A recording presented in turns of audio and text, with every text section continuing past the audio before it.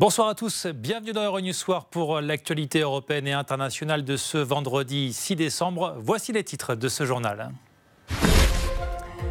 Des ralentissements en France au deuxième jour de la grève contre la réforme des retraites. Le trafic des trains perturbé, des métros fermés à Paris.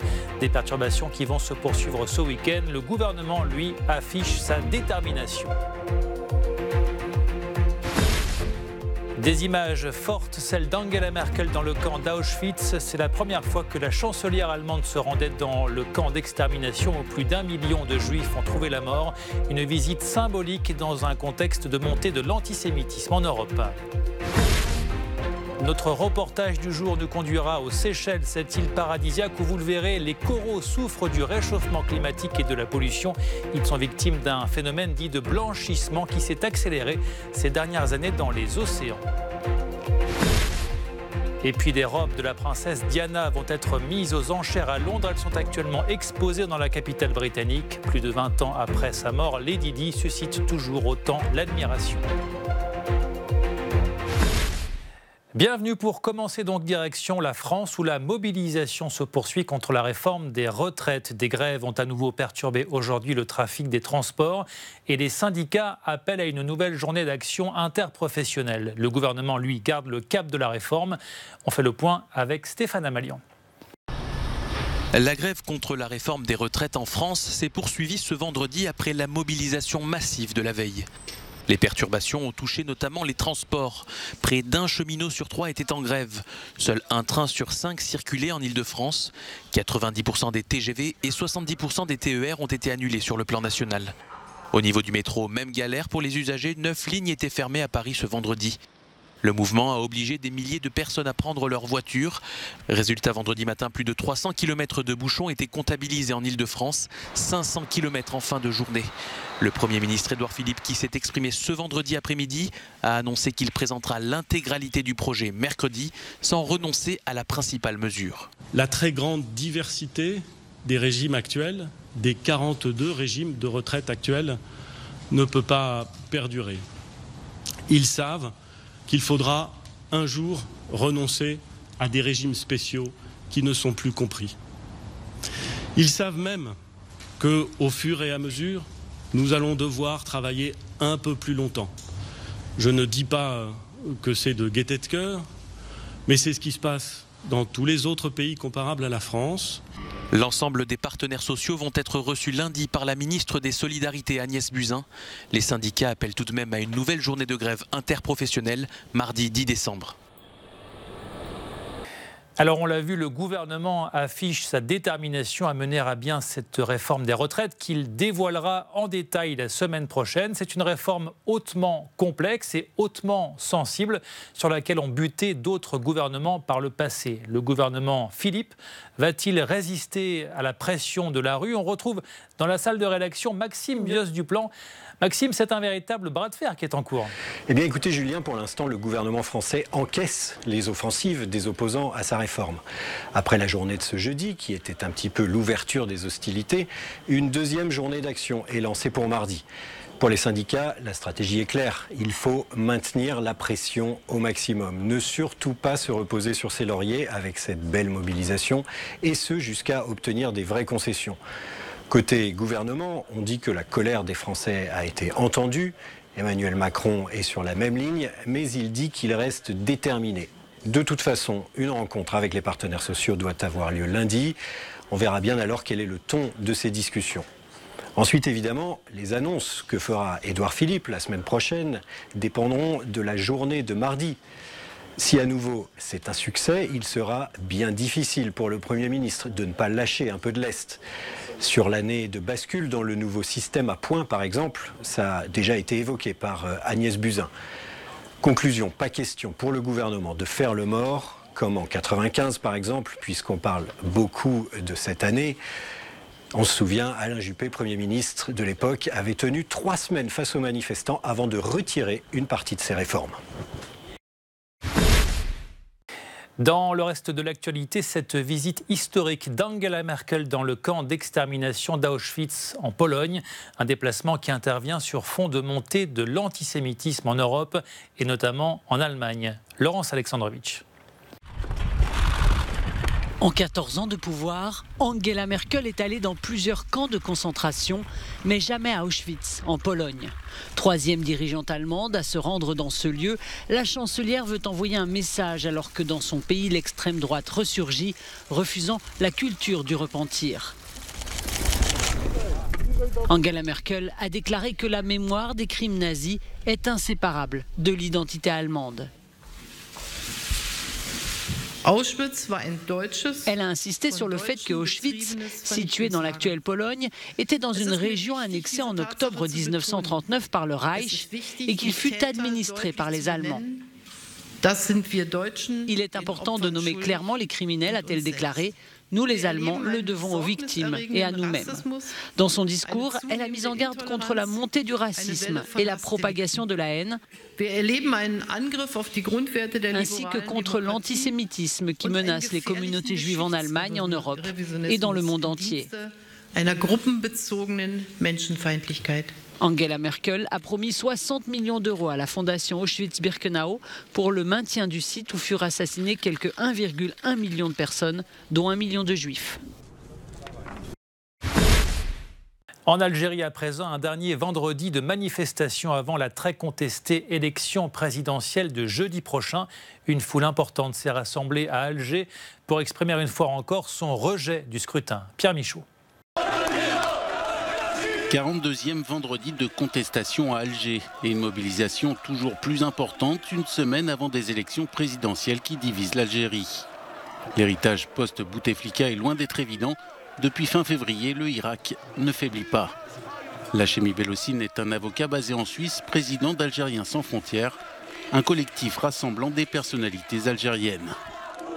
Je suis désolé de vous le dire, mais personne n'est dupe dans cette histoire. C'est une véritable mascarade. Pas plus tard qu'avant-hier, le ministre de l'Intérieur, qui est un ministère très important dans n'importe quel État, il s'est permis d'insulter les Algériennes et les Algériens. Ça prouve encore une fois que le peuple a raison de ne pas faire confiance à ce régime.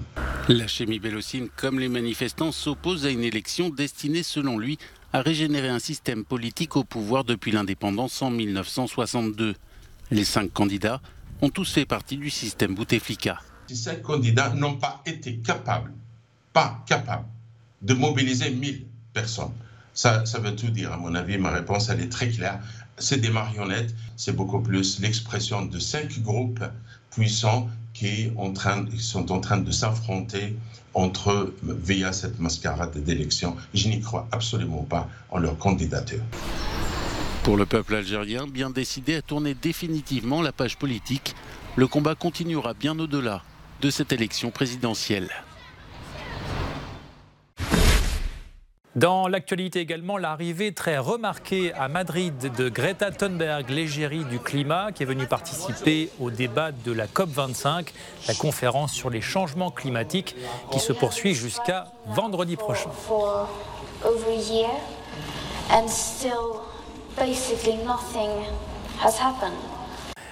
Et justement, on en vient à notre reportage du jour consacré aux effets du changement climatique sur la planète. Vous le savez, les océans sont particulièrement impactés par le réchauffement et la pollution des eaux. L'impact, on le voit notamment sur les coraux qui ont tendance à blanchir. Ce phénomène, qui est un signe de dépérissement, s'est accéléré ces dernières années. Pour en savoir plus, nous nous sommes rendus aux Seychelles. Reportage de Denis Loctier. Les Seychelles sont un véritable paradis sur Terre, menacé par l'action de l'homme et le changement climatique. L'océan, qui absorbe de la chaleur et du CO2, augmente en température et devient plus acide. Cela provoque le blanchissement et la destruction des récifs coralliens sensibles. À Beauvallon, nous avons rencontré Rafaela et Nora, qui sont responsables de la restauration de ces coraux auprès d'une ONG locale. Il y a eu des phénomènes de blanchissement majeurs en 1998 et en 2016. 90% des coraux de l'île sont morts. Lorsque vous plongez, vous pouvez voir que la plupart des récifs coralliens sont morts. C'est presque comme un cimetière de corail. Pour sauver les récifs, ces activistes construisent des pépinières artificielles afin de faire pousser des coraux qui seront réimplantés. La mort des récifs peut provoquer l'effondrement de l'ensemble de l'écosystème marin, nuire à la pêche et à l'écotourisme et même menacer davantage les zones côtières.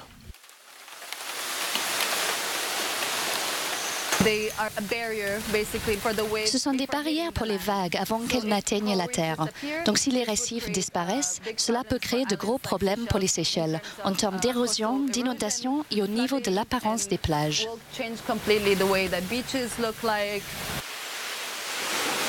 Le blanchissement des coraux n'est qu'un exemple parmi d'autres de l'impact du réchauffement des océans sur les écosystèmes marins et sur les communautés côtières du monde entier.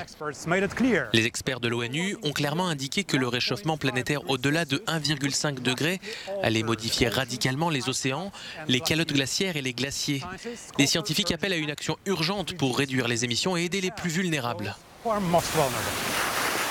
Les tempêtes, les pluies intenses et le réchauffement des océans posent des risques existentiels aux petits États insulaires en développement où un tiers de la population vit près du rivage.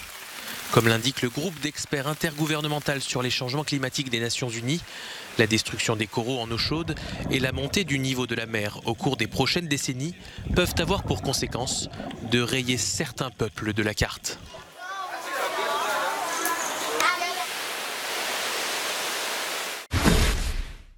Que s'est-il passé ailleurs dans le monde? Voici un tour d'horizon de l'actualité vu par nos autres rédactions, en partie en version originale.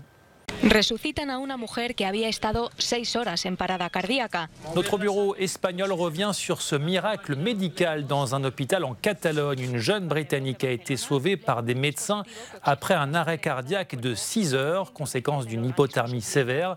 Elle s'était fait surprendre par une tempête de neige lors d'une marche dans les Pyrénées. C'est cet état d'hypothermie qui l'a à la fois tuée et sauvée, ont indiqué les médecins. La miraculée n'a aucune séquelle neurologique, seules ses mains n'ont pas encore retrouvé toute leur mobilité.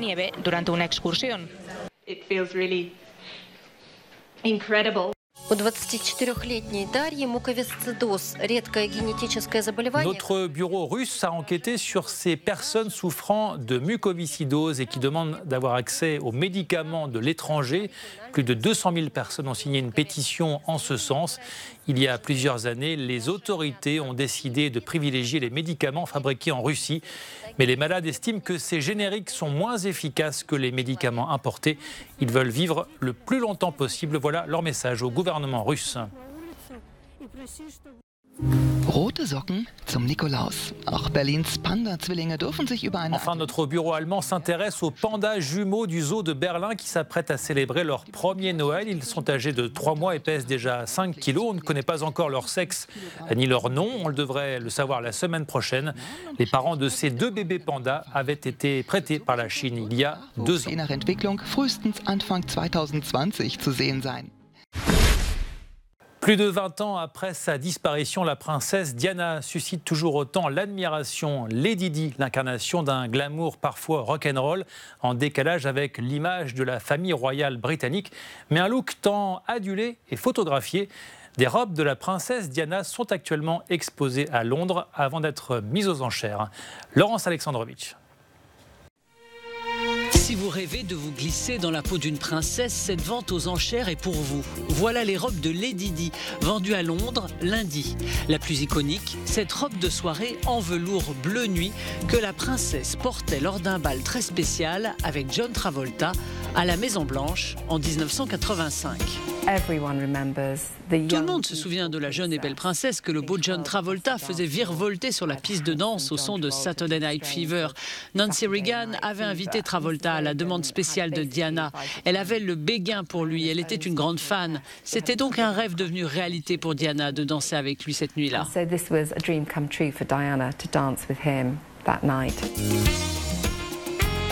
Après son mariage avec le prince Charles en 1981, Lady Diana Spencer apporte un vent nouveau à la cour d'Angleterre, avec sa personnalité et sa façon de s'habiller.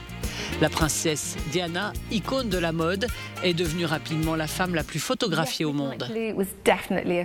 Le bleu nuit, c'était définitivement sa couleur favorite. Et évidemment, en tant que membre de la famille royale, elle n'était pas autorisée à porter du noir. Alors porter cette couleur, c'était s'en rapprocher au plus près, sans enfreindre le protocole. Elle adorait le noir. La fameuse robe Travolta a été vendue aux enchères en 2013 pour presque 284 000 € par un acheteur qui souhaitait gâter sa femme.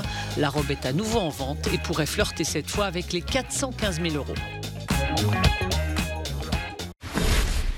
Voilà, c'est la fin de ce journal. Merci de l'avoir suivi. Retrouvez toute l'actualité sur notre site internet. Restez sur Euronews pour d'autres informations.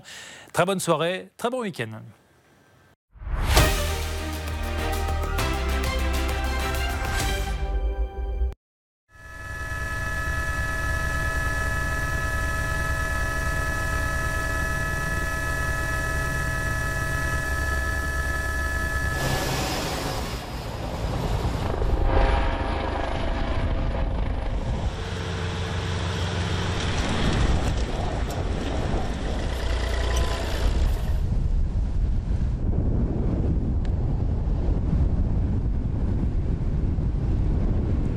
Run for it. Get out of here.